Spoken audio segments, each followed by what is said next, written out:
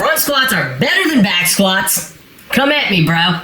I will come at you, bro, because back squats are the king of all squats, you cretin.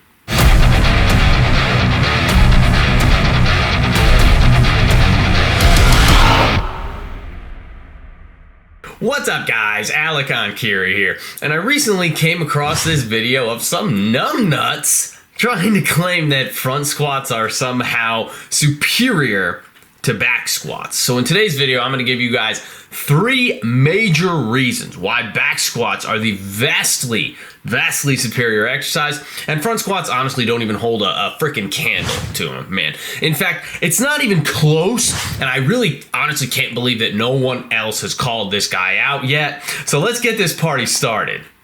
Reason number 1, back squats allow for greater loading.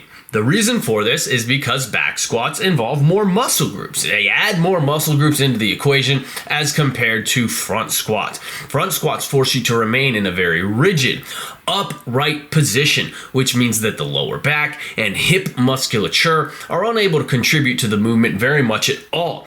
If they try to, you will tilt forward and the bar will simply fall off of your shoulders. Now compare that to back squats, where you're able to lean forward more at the torso, allowing for the hips and back to get involved to a much greater extent. You can also deliberately enhance this aspect even further by lowering the bar positioning further down the back of the shoulders and encouraging greater hip involvement in the exercise as such, and even further than that, allowing for even greater loading than you could with a higher bar positioning. This additional loading and enhanced muscular involvement simply creates a much more potent overall stimulus for the body to adapt to, and this potent stimulus, this greater potency, makes the back squat a vastly superior exercise compared to the front squat, just basing it off of that aspect in and of itself. But we got 2 more reasons to cover here, so let's get into those.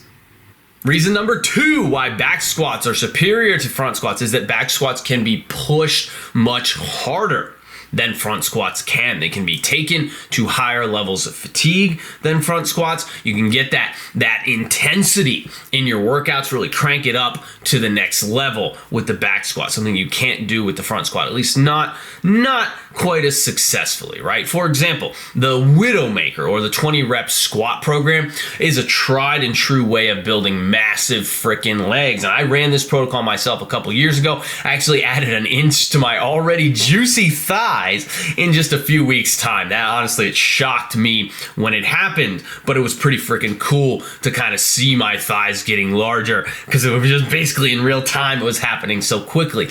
But no idiot in his right mind would do a set of 20 reps on the front squat, because it's just not a very productive thing to do, right? The margins are too small on the front squat, and for most people, unless they're very experienced with the exercise or very skilled with the exercise, they really aren't going to be able to push their sets to the same intensity level as you can with the back squat. The front squat is a more skill-dependent strength movement that rewards precision generally through lower rep work, right? Whereas the back squat can be exactly that same thing, but it can also be a less precise movement, one that can be pushed into high levels of fatigue very productively as well, really letting you crank up the intensity of your workouts. And this is in fact the old school method of building big ass legs, right? The focus was on high volume, high rep squatting. So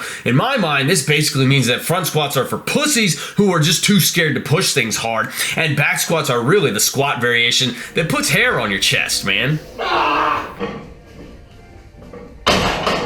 And now for the coup de grace. Reason number 3 why back squats are superior to front squats is that the upper body mobility demands are lesser, and the movement can be adapted to suit more different body types. So with front squats, for example, you have a whole heck of a lot of thoracic mobility that you have to have in order to execute the movement correctly, right? The lats have to be very mobile, and the elbows and the wrists need to be highly supple as well. Along with that, the bar can only sit in one place, smack dab on the front of the shoulders, with no room for tweaking that positioning at all, and the torso must remain perfectly upright during the execution of a front squat. Taken all together, this means that front squats have high mobility demands, and they force a very rigid squat pattern that is not going to be well suited for all body types. So the barrier to entry is high, and a lot of people are going to be excluded from performing the movement well because of that. Now contrast that with a back squat, where the upper body mobility demands are basically non-existent unless you have too much love for the bench press and your shoulders have about as much mobility as a tortilla chip. But basically, the mobility demands here are quite low, and most anybody can get into position to execute a back squat well without too much issue. Now, that's the act of getting into position. Actually executing the squat's a different story, but anyone can get into position to execute a back squat, whereas not anybody can get into position to execute a front squat. Beyond that, the bar positioning can be adjusted up or down on the back of the shoulders in order to help the individual find the squat pattern that is most suited to their current mobility levels, hip anatomy, and individual anthropometry. Along with this, the degree of forward lean at the torso can be deliberately tinkered. It can be deliberately manipulated and adjusted until the individual finds the precise squat pattern that is most optimally tailored to their build. So it's just a much less prohibitive and open-ended movement overall that's much more accessible for more people. So when you look at these three key aspects taken all together, it does make it pretty obvious that back squats are vastly superior to front squats, and that other guy's just a clout-seeking, clickbait-having, hot take spewing clown. And before I go, please remember I'm speaking with my tongue in my cheek here. That hot take spewing clown that I'm referring to is myself from just a week ago, espousing the benefits of front squats over back squats. But neither exercise is better than the other. The point of this contrasting series is just to highlight that every movement and every movement variation has its own value, its own set of positives and its own set of negatives and potential drawbacks that come along with it as well.